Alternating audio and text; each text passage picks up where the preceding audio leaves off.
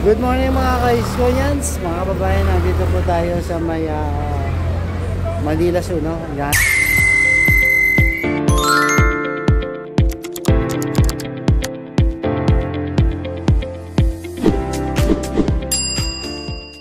Natin si Yorme Athens, no? Bibisita sa National Children's Month po ngayon, no?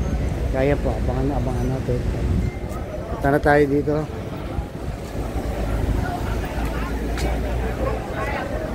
Ma'am Kyoko Sudo, mega love shoutout po. Magandang umaga po sa inyo.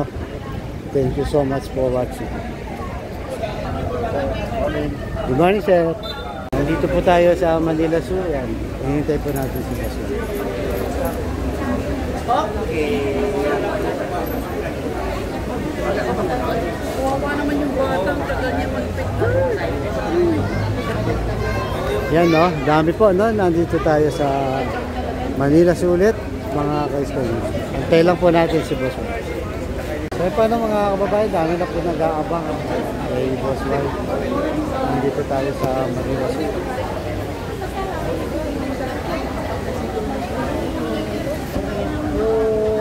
Kasi yung mga yung kailangan mo Kasi pag ano ka,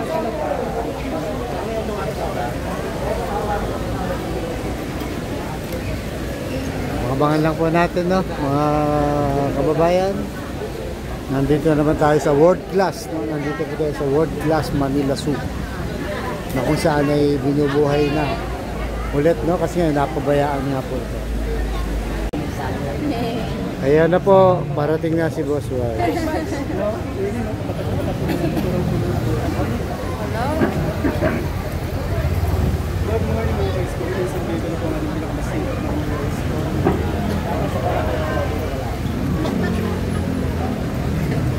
Si Vice. Good morning, Vice. Sergio. Ayan na po si Boss. Good morning, Vice. Good morning. Hey, boss. Boss, good morning. Ayan na po sila.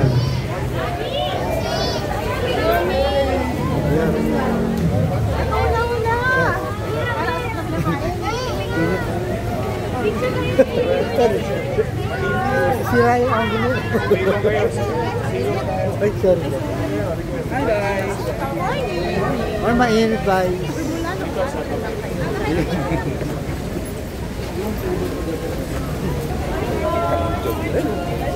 Ang galing mo, John. Sir, good morning.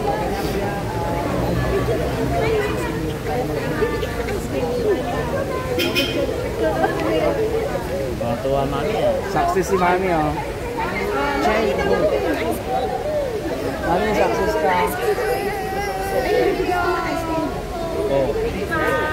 Hindi ka nakasanay, na? Sa, hindi ko pa na. Yes, ma'am. yes, Vice, taga-sabi. For 2 days na po siya.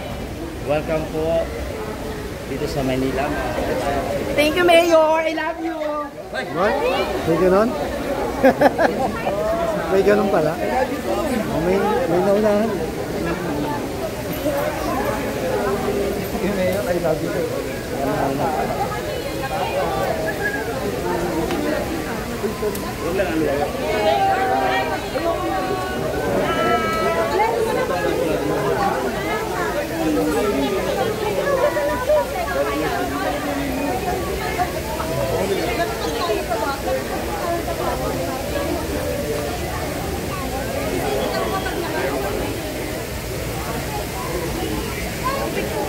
Katabing bayan lang natin.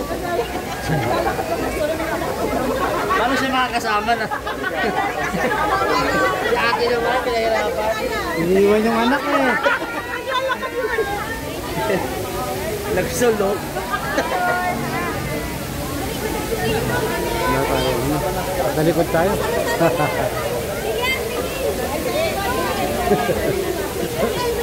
Parang star mo ito. Gagalaw.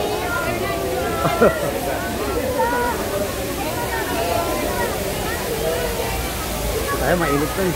Tayong gluta tayo na. Nandun kayo. Gagawag.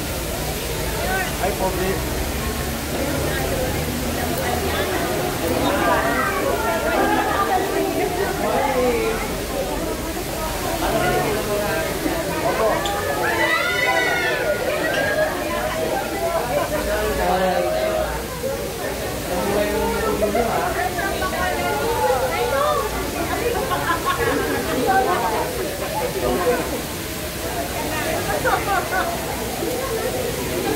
Mante.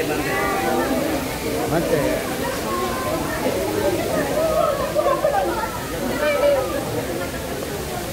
Isama ako dyan.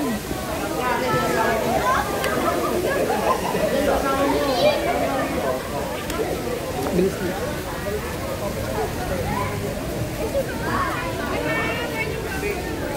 Siyempre.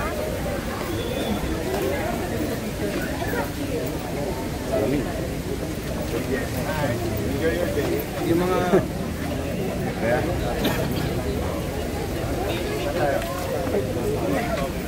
Sige.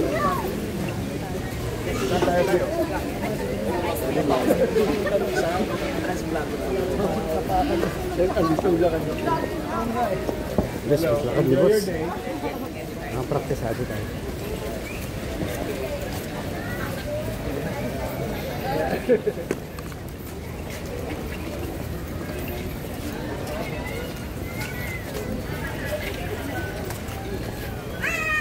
Good morning.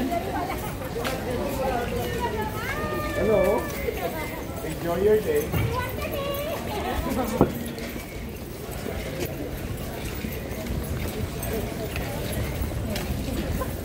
Boys, nakabuntis eh. Lagi na naman tayo nito. Ngayon, nabuntis yung dati. Ayun, yung... Yung nilalandi yung dati. Pumunta tayo dito. Ayan, laki na. Nakainig ka na niya. Hi! Baby lang yung dati. Aba. Wala lang yung siyo.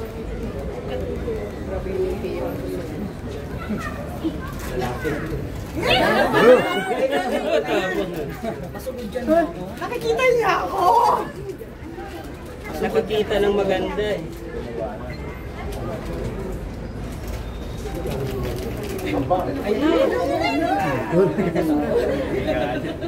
Nagagalit.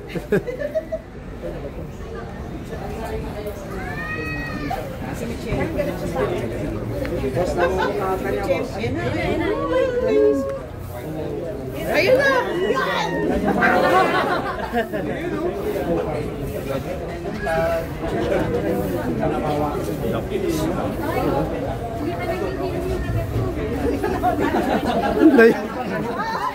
Ang bilis niya. Paglikod, wala na. Lalaki ng iba yung... Ito, hindi ba rin yung sila din yung na-late down, 2022? Yung buhat-buhat yan. Yung buhat-buhat na yung karga-karga niya. Yung pinadeli niya ng... Ito na nga.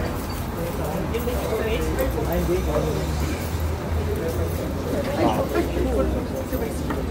Hi guys.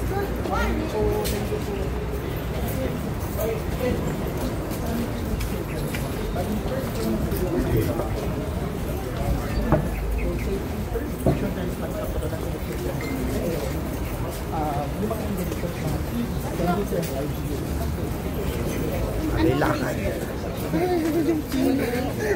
Wala hindi ako. Sulat doon. Pero more on ano siya ito.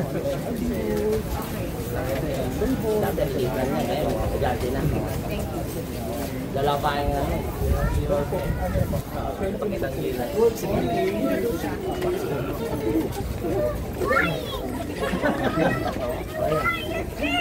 Wow, you're scared? Did you see the lion? It's a big lion.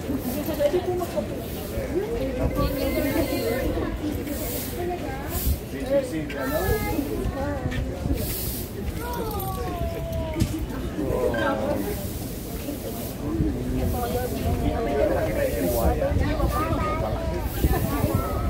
Bye-bye.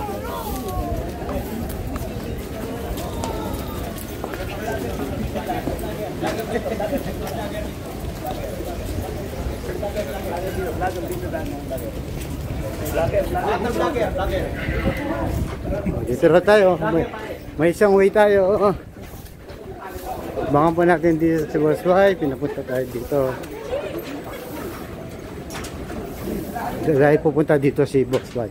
At least na nakikita nyo na rin po yung loob ng Manila Zoo. Yung mga hindi pa masyadong nakapanood.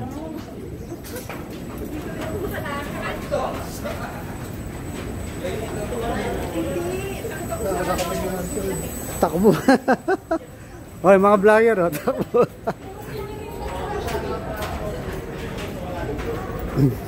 Dito kayo.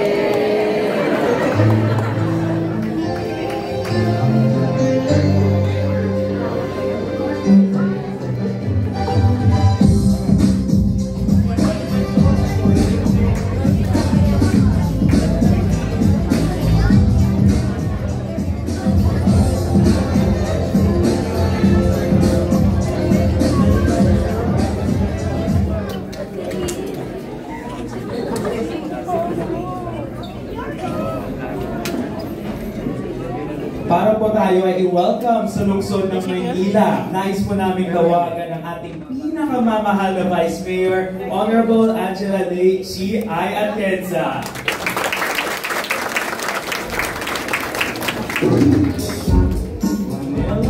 Magandang umaga, mga bata.